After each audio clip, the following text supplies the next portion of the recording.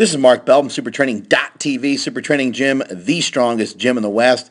Here is 20-year-old Nick Kogi. I think that's his name. That's what he emailed me with anyway. He only weighs 212 pounds, and this is a 700-pound deadlift attempt. He emailed me, said he's a huge fan of the Power Project. He's been watching, he's been learning.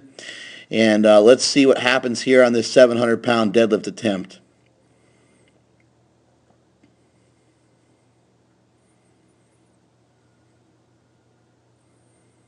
Looks like he's getting himself set with the bar.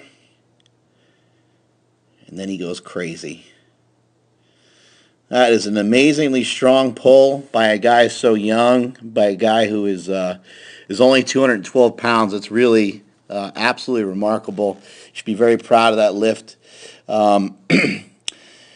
I didn't really notice a lot of dysfunction in your form, to be honest with you. Looked pretty good. You're asking for a form check here.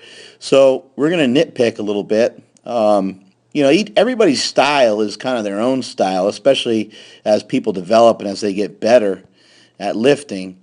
There is a couple of things here going on that I don't like. Like, take, for example, this guy here. Back spotting on a deadlift? Is that really necessary?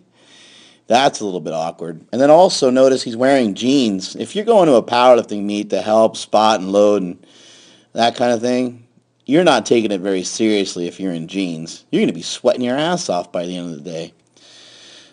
And also, we have a weird little dance that happens here. We'll put it in slow motion. Kind of shaking what your mama gave you for this guy back here who seems to be excited about it.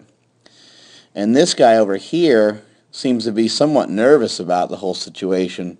He's not sure what's going to happen. But let's analyze some of this technique here. Let's see what we can find out from this. Notice he kind of straightened his legs out there. His legs were a little bit more bent originally. A lot of lifters will do that for a couple of reasons. One reason is to get your air.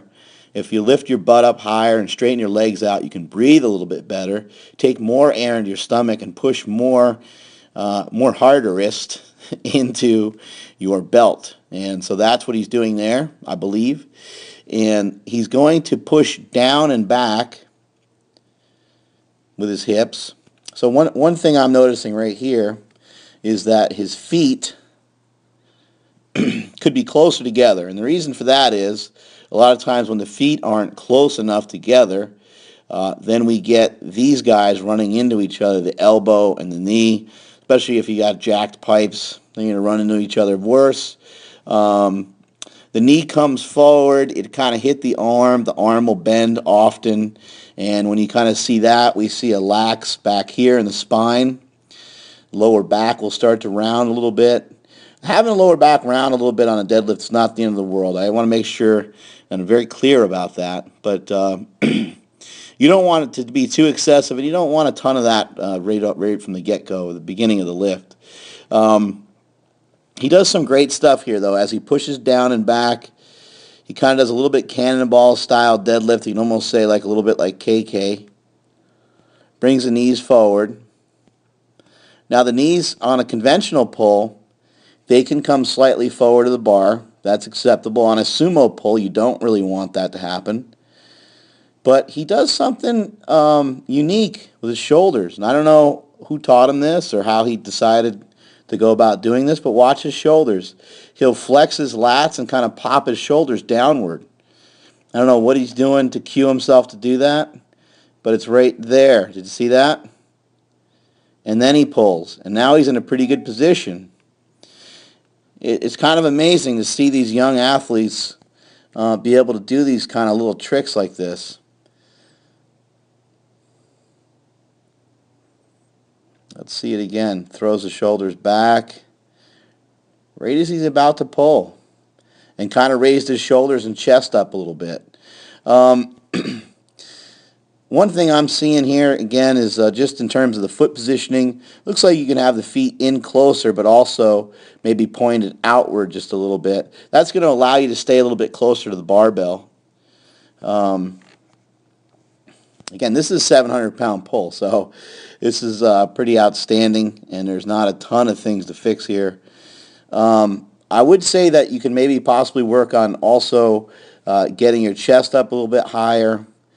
Perhaps working on your legs a little bit more so you can create a little bit more leg drive.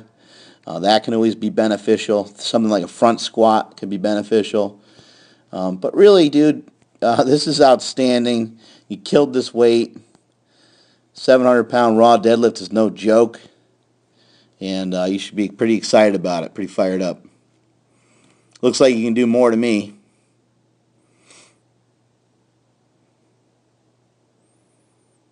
I think you just kind of developed your own style. Now, you did mention that you missed it on your second attempt, and that there was Derek Poundstone was there, and he helped save your ass to get the third lift.